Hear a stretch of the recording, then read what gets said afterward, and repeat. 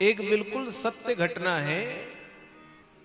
गीता में रामचरितमानस में लिखा है जब जब होई धर्म के हानि, और गीता में लिखा यदा यदा ही धर्मश्च ग्लानिर्भवति भारत, यानी जब जब धर्म की हानि हुई, जब जब धर्म घटा।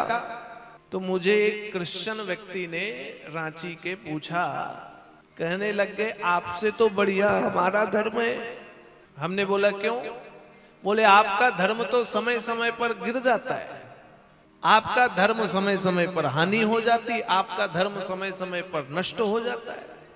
हमने बोला कैसे? तो उन्होंने यही दोहा और चौपाई कहा, जब जब होई धर्म के हानि बाढ़ई अदुम असुर अभिमानी।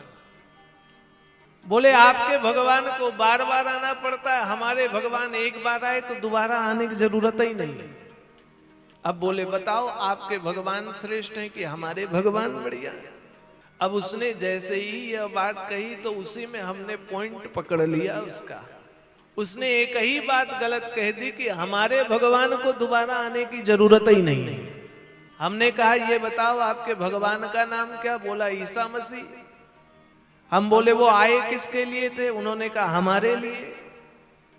हमने बोला धन्य हो आप सब जो अपने भगवान को खूंटे में ही कील ठोक करके मार डाला। अब जब आपने अपने भगवान को कील ही ठोक डाला तो दोबारा आएंगे फिर कील ठोकवाने? हमारे भगवान भक्त के रक्षार्थ बार बार आते हैं, और भक्त के बुलावे पर कभी वो राम, कभी कृष्ण, कभी नरसिंह और कभी वामन बन जाते हैं। इसलिए सनातन धर्म ही बंधु श्रेष्ठ है।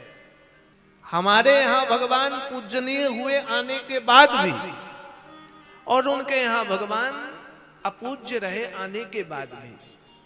इसलिए सनातन श्रेष्ठ है, सनातन धर्म महत्वपूर्ण रखता है।